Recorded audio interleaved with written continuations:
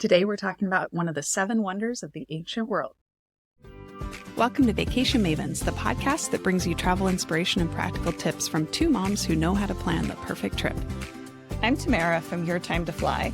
And I'm Kim from Stuffed Suitcase. With over 40 years of travel experience between us, we're here to share our favorite destinations from road trips to cruising, theme parks, and European adventures.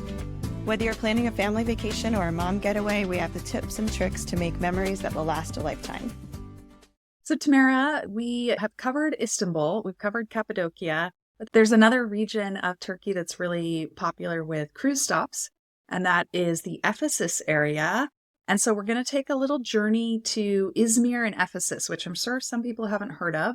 So let's start out and explain maybe in the country, where is this region? Yeah, so it is on the western part of the country. It it sits on the Aegean Sea.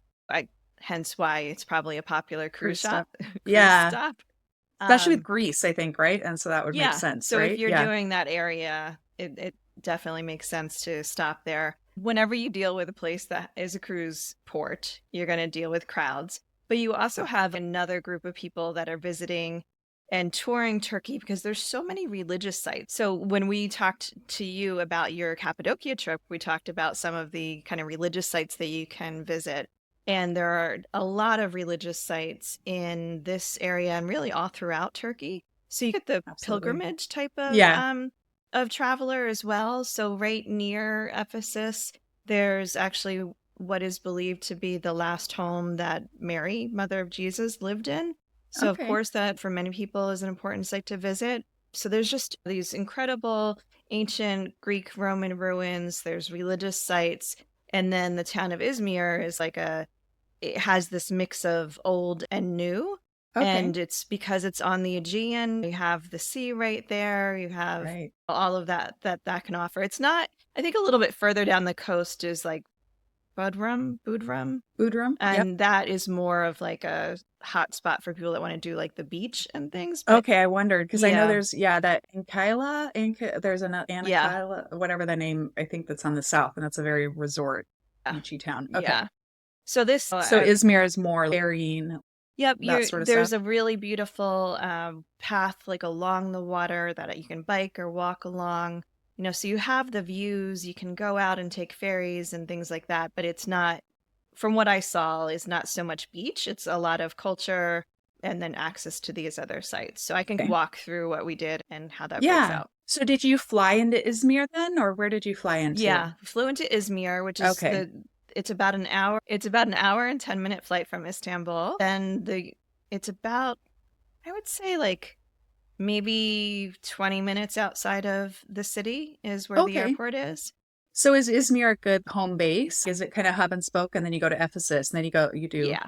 Okay, good to know. Yeah, I definitely think that there's a small town near Ephesus as well. But I think that if you wanted to stay for more than a few days and see more of the region, Izmir is a great place. And like I said, there's tons of restaurants, there's different hotels. It's this modern city that also has this ancient heritage. Yeah, exactly.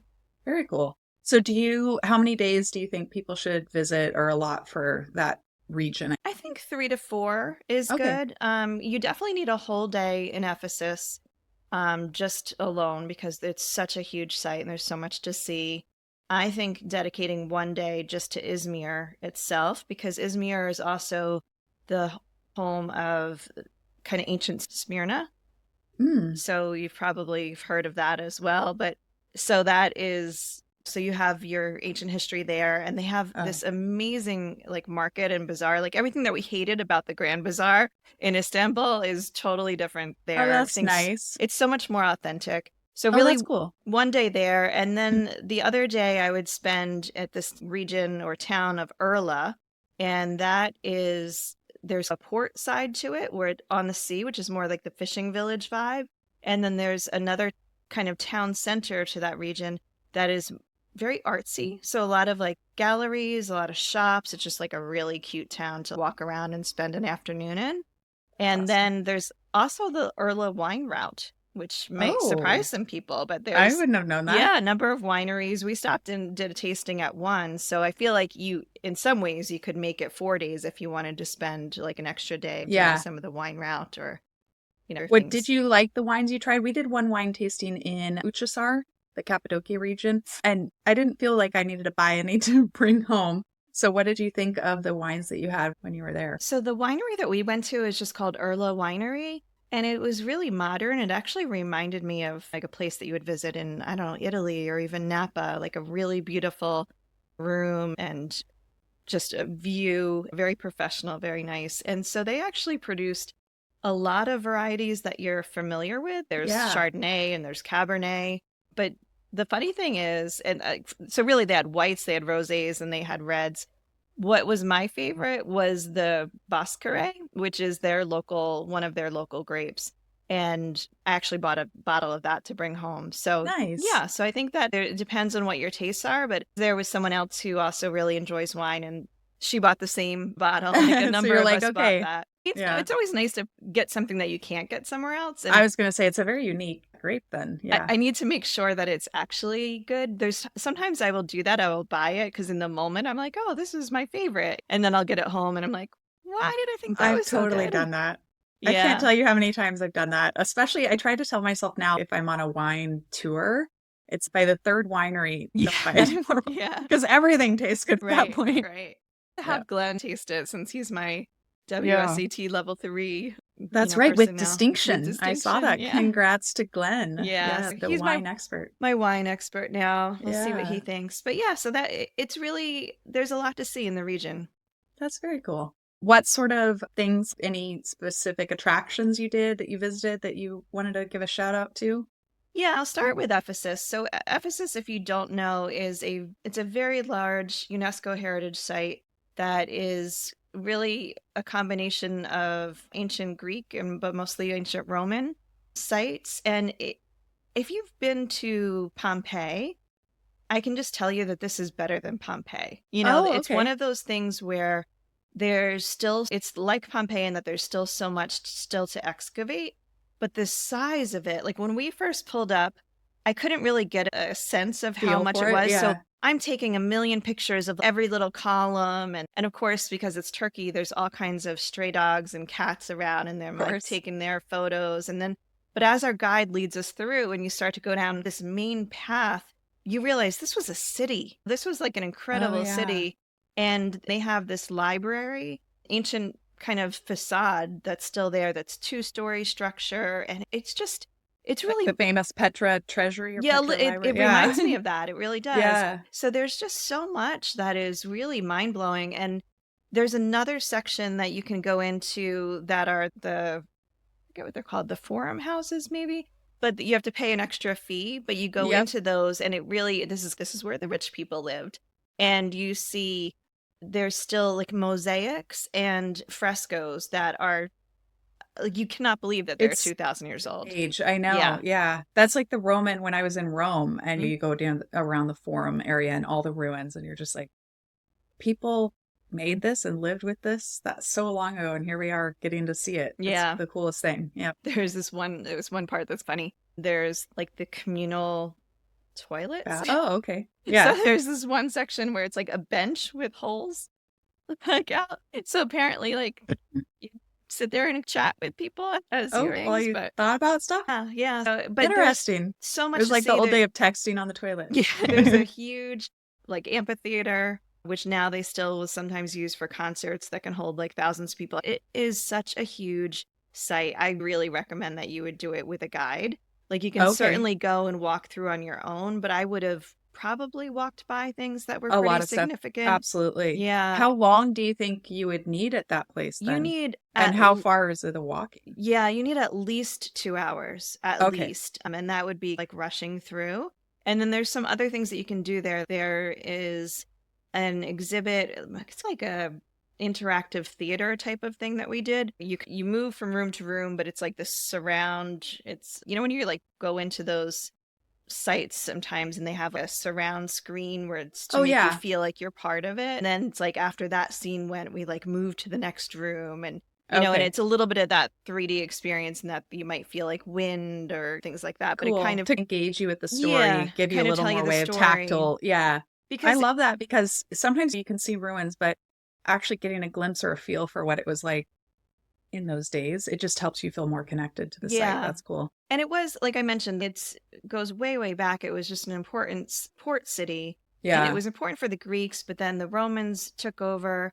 And it stayed until like after the beginning of Christianity. And then there was a really large earthquake that kind of ruined part of the city. And then between that and the increase in Christianity, Yeah. they didn't rebuild the temples and that kind of thing. And then people moved out and it just went to ruin a little bit.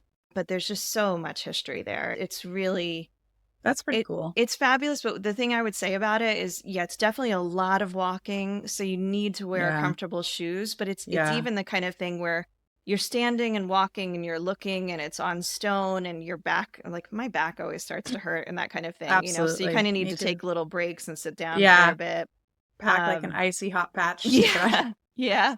And the other thing is that we were there in November, so it was perfect, but Yeah. it can be well over 100 in the summer. So Yeah. you really don't want to go in the heat of the day. And then you It's also have like to look at Greece. like the Yeah. cruise ship Yeah. timing.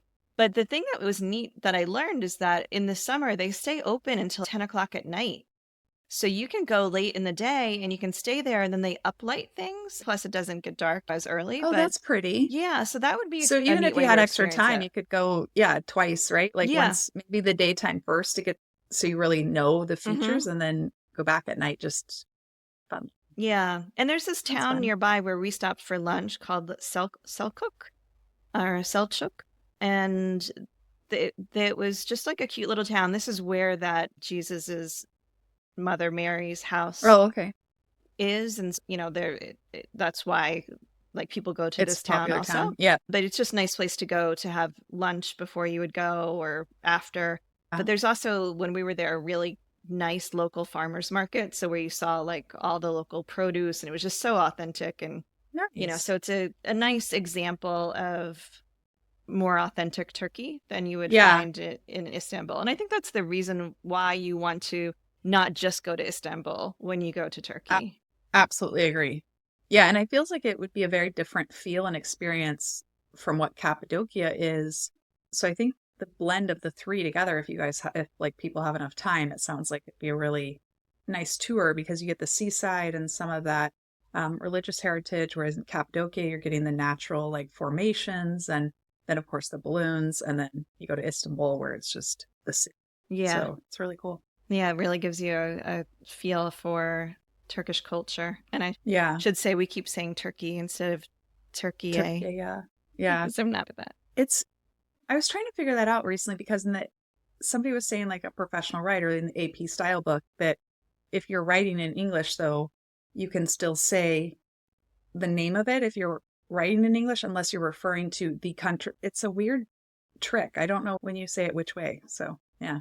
I don't know. I'm kind of weird, but I think about this stuff all the time. I'm like, Yeah. why do we call Spain Spain? If its name is España, then like, España. why do we not call it España? Like, Exactly. why do we think we have the right to change someone else's name? Like, Glenn is like, let's just like saying like John versus Juan. I'm like, yeah, but people do that so that it's because it's easier for you, Yeah. Oh, no, but So, it's a good question about what's acceptable. I had this discussion with Mia when I was going to Turkey about it because she's, yeah, but you don't speak Turkish, so you wouldn't. And I'm like, yeah, I don't know where the line is on like what the right thing is. But yeah, well, anyways, this is a little side it discussion. is, but it's okay. So, my name is Tamara, and sure, people call me Tamara or Tamara. Like, my name Yeah. is still Tamara. Yeah, but that's not because of a language. No, I It's just know. because they don't know how to say it. But But it's one of those if things there where was someone who, if it said that way, if it said Tamara in Spanish and a Spanish speaker said your name that way, you would just accept it yeah, because it's fine, right? Elizabeth, Isabel, Isabella, right. I don't know. Maybe, I Side don't know. note, anybody can, if we leave this in, Chime in. can chime Yeah. in and tell us we're But right or wrong. I'm sure yeah, we're wrong. exactly. I don't think we even took sides on any, so we can't be wrong. We're saying we don't know. Yeah. Yeah, so that's cool. So the Ephesus sounds amazing. Lots of good history and everything there, what else should people definitely make a trip to? And then can they drive themselves around, or should they get a driver? Should they book day tours? What's your recommendation? I think for Ephesus, I would just book a day tour just because it's going to be easiest because you're going to want a guide anyway. Yeah. So it just makes sense. But otherwise, it was all, I was driven around in a bus, but it was all highways. There wouldn't have been a problem. The parking lot at Ephesus was a little small.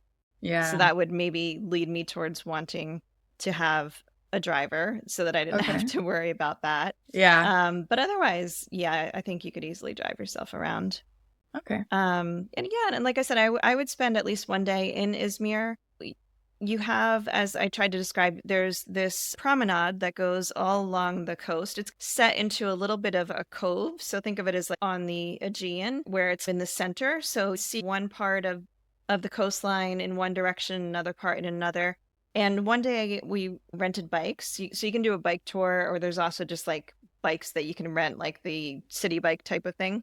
And you can just bike along that, for miles. And so it's a really nice along the waterfront. And then there's this one section. We stayed in the Izmir Marriott, which was actually really nice. I definitely recommend it.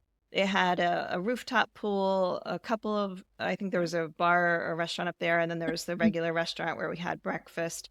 Nice design, but the location was amazing. It was right on that promenade.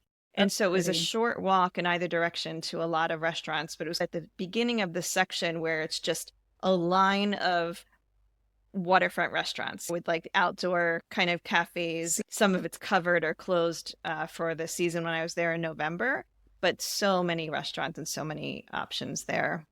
I'm wondering if, like the way you're describing it, do they have the same like happy hour type culture like Portugal, like where people like go to one place and grab a drink? It's hard because what's so interesting is that it's technically a secular country, even though most people are Muslim.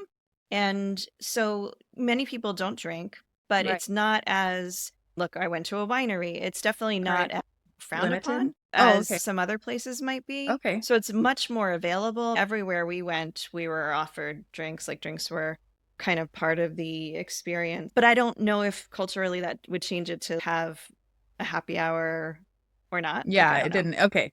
Because I was like, the way it was describing, I was like, oh, it sounds like it's like fun. You go to the rooftop here, or you go to the cafe there.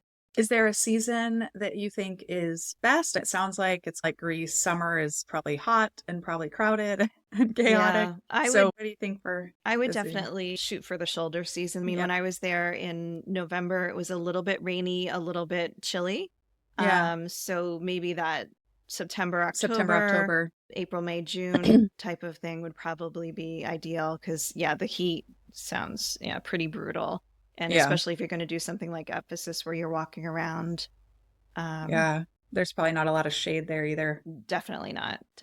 Like open area. Yeah. Okay. And then I did want to mention, like in Izmir, so there's the Agora, which is the marketplace. It's the ancient marketplace of Smyrna. And that's like the bazaar then? Yeah, that's what you're exactly. saying. Okay, nice. So that is just ancient ruins, but it's basically like the early version of the bazaar. Okay, gotcha. So there's this archaeological site that you can see there, and that was like a trading hub in the ancient world, and so that's a kind of a important historical place. But then right nearby there is the bazaar. I think it's the Cameralty Bazaar.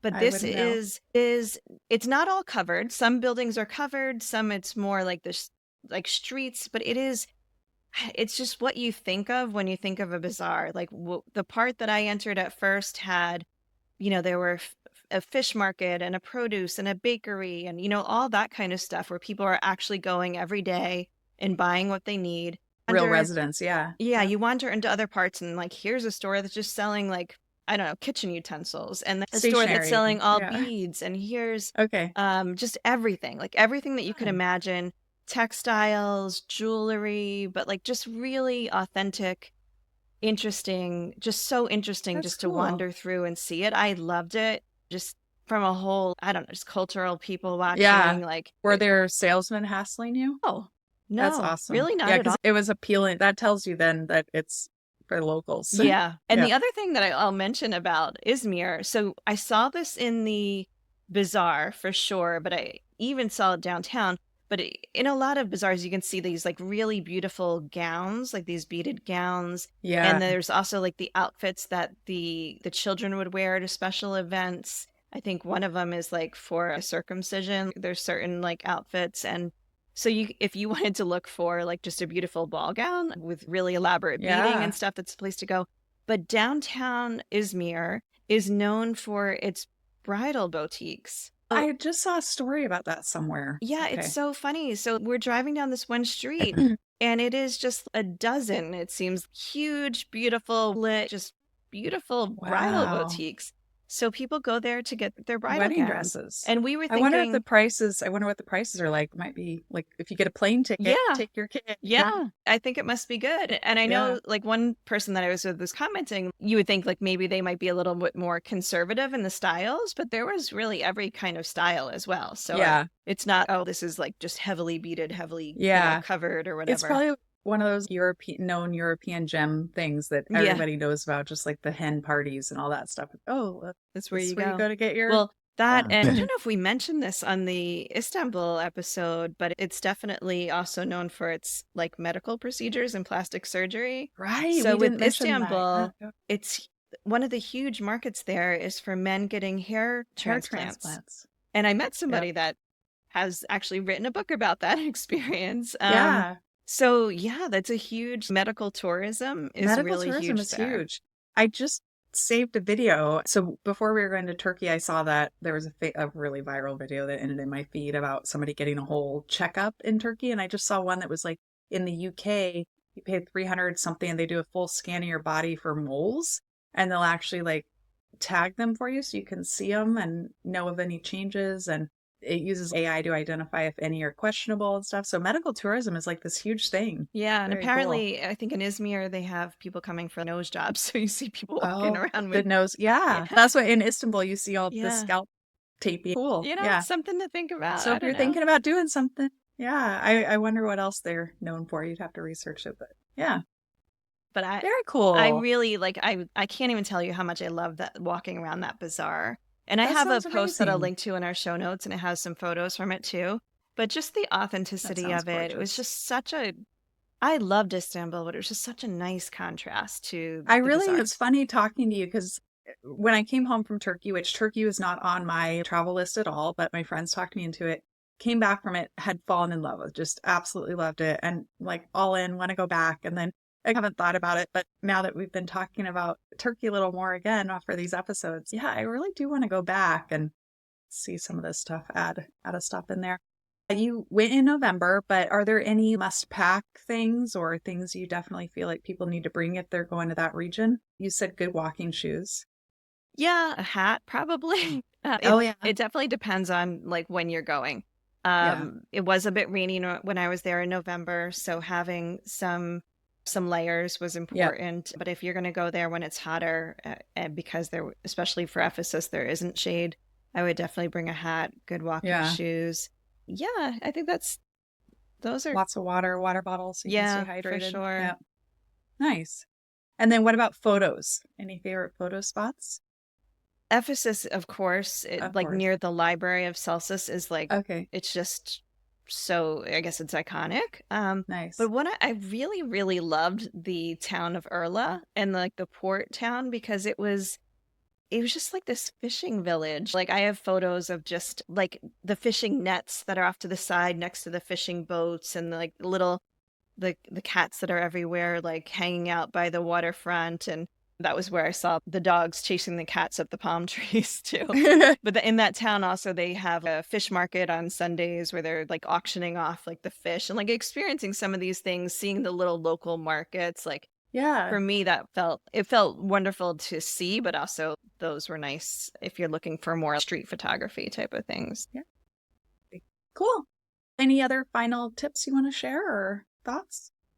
No, I think that covers it. Like I said, I have a Great. post that we'll link to in the show notes. And Nice. I feel like now there's just so many other places in Turkey. Like we said, it's a really big country. So there's so much Yeah. to see. Yeah, there is a region if you guys are looking for like a beach resorty town. We were going in November because I almost wanted to add on and do it, but we were going in November and I was like, oh, it's not the right season for Is that. it Anatolia? Yeah, I think that's what it's called. So just keep in mind if you guys are looking for that kind of vacation destination, Turkey has that too. Yeah, definitely. Well, as always, thanks for joining us. And we're still working on our calendar. So it's going to be a surprise what we have coming to you next. But we'll talk to you again soon. Stay tuned. If you like this episode, be sure to subscribe and rate and review on your favorite podcast app, as that helps other people discover us. And if you want to see more, follow me, Tamara, at Your Time to Fly on Instagram and Facebook and all the others. And you can follow me, Kim, at Stuffed Suitcase on Instagram, Facebook, and of course, my blog.